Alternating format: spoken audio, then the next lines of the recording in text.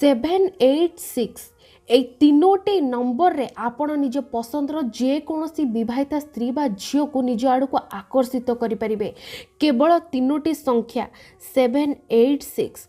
हाँ फ्रेंड्स, आज मु आपण समस्तଙ୍କୁ एमिति गोटे मुस्लिम बशीकरण उपाय बतेबी जहां प्रयोग करिया मात्रे आपण निज पसंदर केउ भी स्त्री बा झियो को निज आड़ को आकर्षित करने सहित ताठारु केउ भी प्रकार मन मुताबक काम मध्य हासिल कर परिबे। जदि आपण माने अनेक प्रकार बशीकरण उपाय करी करी थकी गलेनी किंतु निज पसंदर सही स्त्री बा सही झियो को पटै पारु नाहंती, तबे मो कथा माने आजिर ए वीडियोटी को स्किप न करी मूलरु शेष देखि नियंतु, तापर जाई जानि परिबे ए विधि को आपण माने किपरि कर परिबे। आपण समस्त जानि थिबे कि मुस्लिम बशीकरण दुनिया रे 786 केते पावरफुल संख्या बा नंबर। एई नंबर को नै कि आपण किपरि निज पसंदर सही स्त्री बा झियो को निज आड़ को टाणी परिबे ताहा संपूर्ण भाबरे मु आज आपण माने को एई वीडियो माध्यम रे बतै देबी। तबे देखंतु प्रथमे एही परि खंडे साधा कागज नै आसीबे। जेउ भी स्त्री बा झियो को आपण बशीभूत करिया को चाहुचंदी सर्वप्रथमे ता नाटे को एठा लिखि देबे।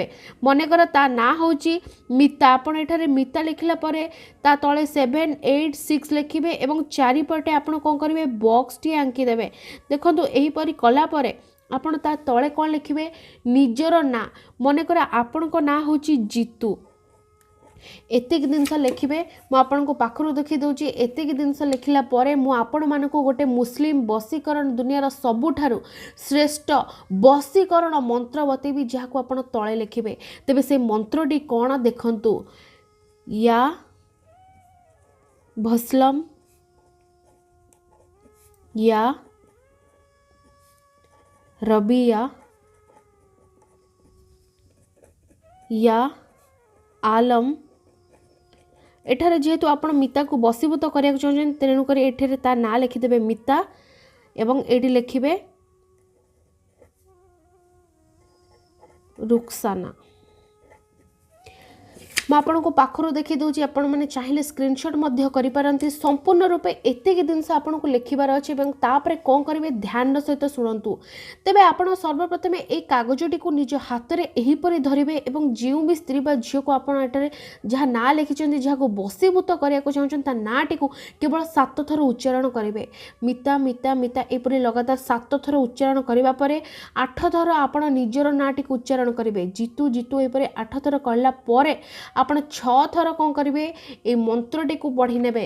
या भस्लम या रबिया या आलम मिता रुक्साना, या भस्लम या रबिया या आलम मिता रुक्साना। एही परि आपण मंत्रटी को लगातार 6 थर पढ़ला परे एबे कौन करिवे ए कागज ऊपर 3 थर फुंकी देबे। तापरे कौन करिवे आपण ए कागज को भल भाव में मोड़े।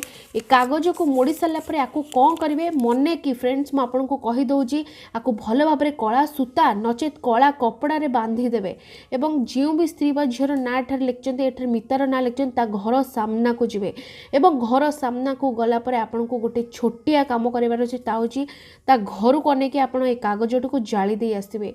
एतिकी करिवे निज घर को फेरिबे।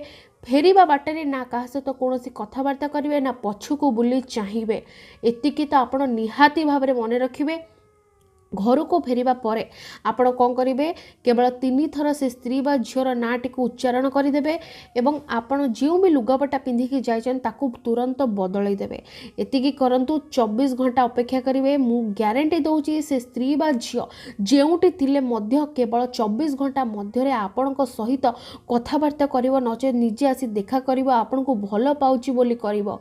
तबे ए उपायटी को आपण केबे करिवे केउ समय करिवे ता निहाती भाव में मन रखन। विधिटी को आपण केवल शुक्रवार दिन प्रयोग करें। केउ समय करेंगे आपको केवल आपण दिन 12 आरंभ कर संध्या 7टा मध्य प्रयोग करें। धन्यवाद।